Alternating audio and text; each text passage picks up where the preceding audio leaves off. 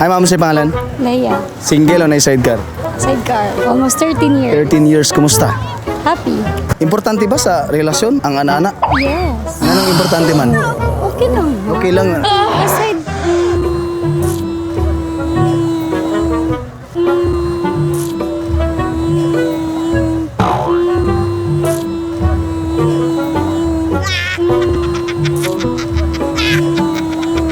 Ang uban, yung sila dili doon na importante sa relasyon daw ang ana-ana. siguro, depende sa ilahang relationship.